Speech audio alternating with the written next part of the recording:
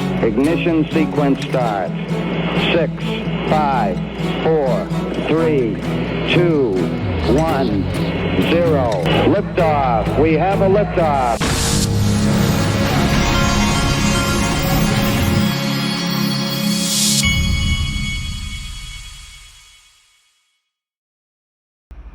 Hey everybody, this is the Digital Asset Investor.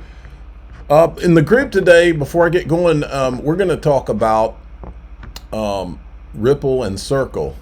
And I think Circle's shares are at $150 something now. I'm going to present to you the scenario of how I think Ripple goes about trying to buy Circle. I think it's on the table big time. And I'll show you what my thoughts are on that. You can join through daixrp.com, which is the Patreon, or you can click the join button below any of my YouTube videos if you'd rather join through there. I was interested. I wanted to see the list of the top institutional custody providers, because this is where the industry is about to head.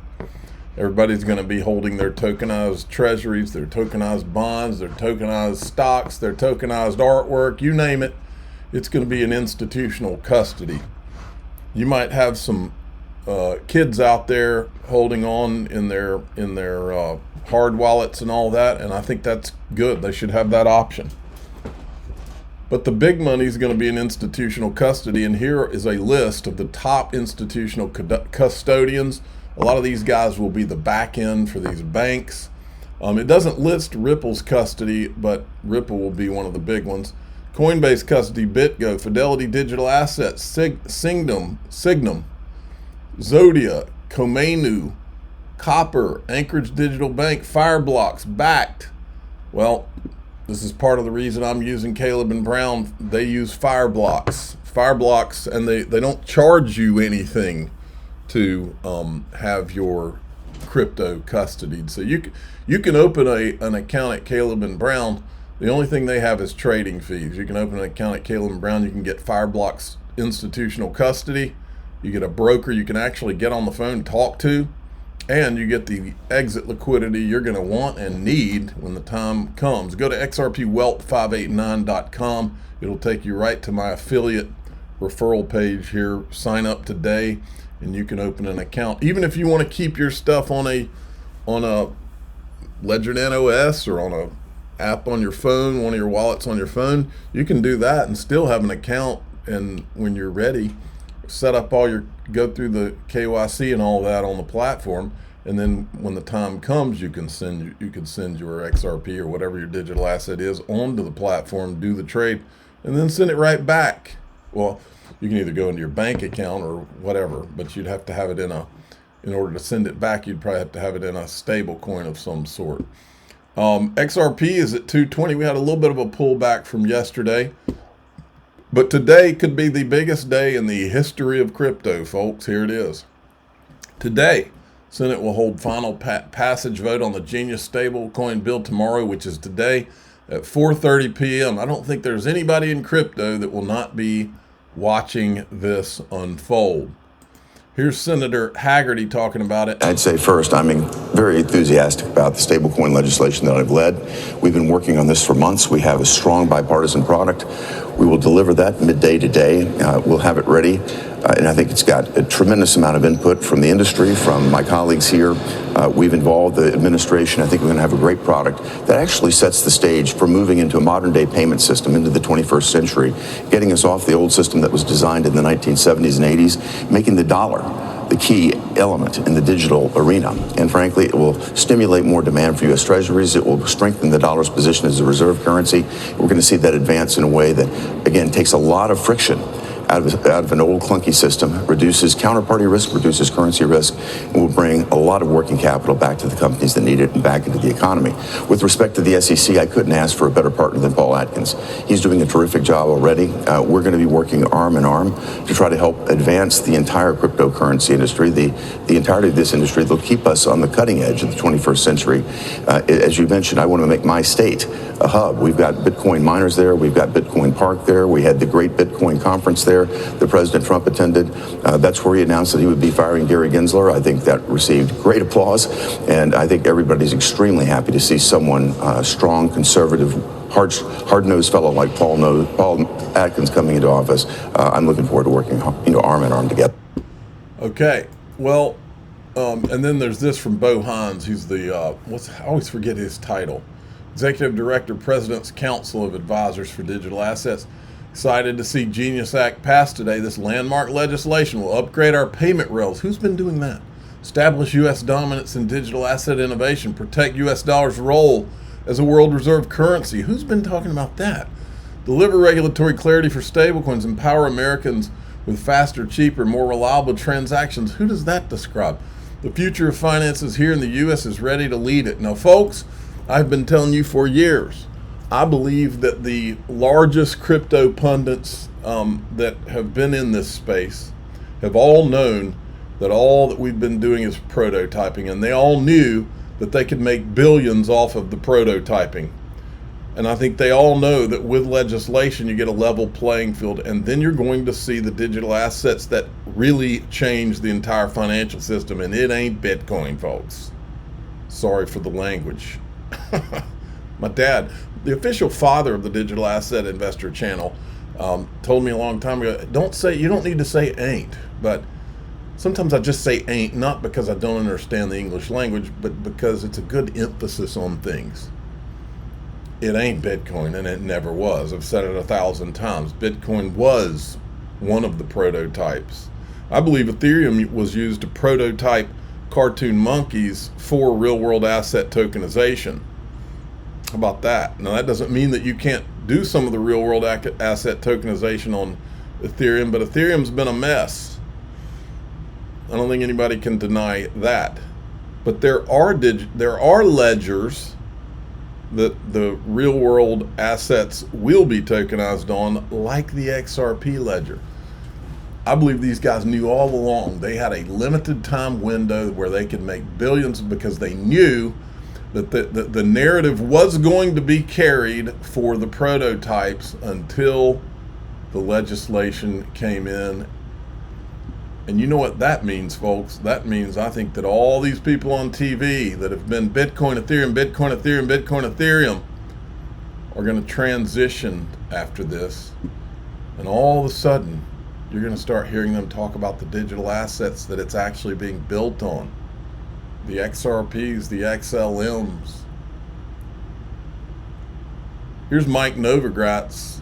I think Mike Novogratz is making his transition. We've got stable coins. You saw Circle did an IPO. As payments, that's going to continue to be a big industry. And then the rest, we're going to have tokenization of equities, tokenization of bonds, tokenizations of CDOs, tokenizations of other assets. You don't want to miss it. Sounds like... And he knows that's not happening on Bitcoin. You don't want to miss it. Crypto's and the here. fact that I don't think I would have gone in full-time as an industry if it was just Bitcoin.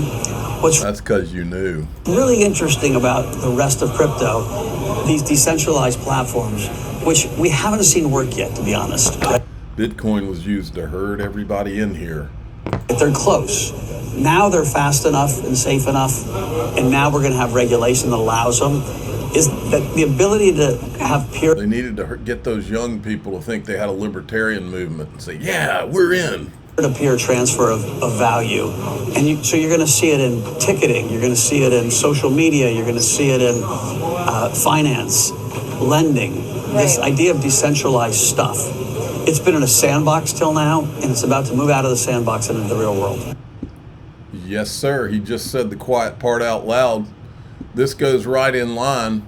Bitcoin OG says era of Bitcoin maximalism is coming to an end, but is he right? And I said utility will end it, because once you have utility and Bitcoin doesn't have it, these guys over time, there's not going to be anything to argue about. Utility will take care of itself. We pointed out to you the whole time we were uncovering ETHgate, I pointed out to you, JP Morgan banked Mt. Gox. JP Morgan was with the Ethereum gang and Goldman Sachs. They were involved in Ethereum before the public mainnet launch. We played the videos for you. I told you 5, 6, 7 years ago all these back then, all these Wall Street articles that Goldman was putting out articles, Bitcoin is going to zero, crypto will die, and all this stuff. And I told you during that time when it was hard to tell you. I mean, crypto had gotten down to 100 billion at one time in 2018-19, and people were questioning whether it was going to survive. I was even telling you then that these Wall Street, not only are the Wall Street guys coming, but they're all coming. They're just going to come quietly. And that's what they did. They pretended for all these years that they didn't like it. Jamie told Jamie Dimon, oh, I don't like it, blah, blah, blah. Well, JP Morgan will offer services including digital assets trading, exchange, payments, issuance under the JPMD trademark, according to recent filing with the U.S. Trademark and Patent Office. Purpose Investments XRP ETF to launch on the Toronto Stock Exchange June 18th. That would be tomorrow after receiving final prospectus receipt. Here's a little video on it. Purpose Investments is set to launch its spot XRP ETF on the Toronto Stock Exchange. After filing with Canada's SEC to offer the XRP-based investment product in the country, this marks the first spot XRP fund approved in North America. The fund will trade under the ticker XRPP on the Toronto Stock Exchange, providing direct exposure to XRP. XRP's price rose 6.5% following the announcement. All right, so that she's attributing the spike in XRP yesterday to that announcement. XRP ledger showing serious signs of growth from both usage and key stakeholder perspective. Amount of interacting XRP addresses has averaged over 295,000 per day over the past week. Its normal daily average over the past 3 months was approximately 35 to 40,000. Additionally, there are now over 2,700 whale and shark wallets holding at least 1 million XRP for the first time in the asset's 12-plus year history. Exciting times, folks. Look at this. This is from Andy Schechtman from Miles Franklin. So many people will not be able to get out of the way of what's coming because they never saw it coming. That's the funny thing. As the risk-on trade took off again, in lieu of the risk-off trade, except the risk-off trade is what the biggest money in the world is doing. The Warren Buffetts of the world, the people standing for delivery on COMEX. Who has $8.5 billion to take possession of gold in the May contract? $4.5 billion in the March contract, where JP Morgan swore it was for a customer. Who's got this money? Who has the ability to take possession of billions of dollars worth of silver that's come in the last few months? Who? And ask yourself, these people who have that kind of money, do you not think that they're connected at high levels to know the information before the rest of the plebes like us get it? If you don't see these crumbs and you're waiting or looking at this as a profit play, you are missing everything I've been trying to scream at you all about for a long time. This isn't about getting rich. This is about protecting everything you've worked your life to preserve. So for me, if it's not in physical metals, I have very short-term treasuries, 6 months or less, and some mining shares. Anything else right now, to me, I think it is as risky as it's ever been, based upon all of the things that seem to be. I believe digital assets were designed for this moment when people start hitting the exits. More specifically, utility was designed for this moment. There was another filing in light of pending motion for indicative rule. The parties have requested the Second Circuit continue to hold appeals in abeyance with the SEC to file a status report by August 15th. Eleanor Terrett says, translation, the SEC and Ripple have filed a status report with the Second Circuit and are asking to keep a pause on the appeals while waiting on a decision from the district court. Processes, folks. Okay, I'll finish here. BitBank's co-founder Arthur Hayes calls Circle's IPO start of a stablecoin mania bubble. He warns most new issuers will be overvalued and doomed without distribution via crypto exchanges, banks, or social media giants. This is going to lead me into the group. I'm going to talk about Ripple possibly buying Circle and how I think it would happen and why I think it would happen and what would happen. You can go to daixrp.com to join the Patreon, or you can click below any of my YouTube videos, click the join button to join. I'm the digital asset investor. I'm not an investment advisor. This is for entertainment purposes only. Please subscribe, hit the like button, tell your friends and family. Away we go.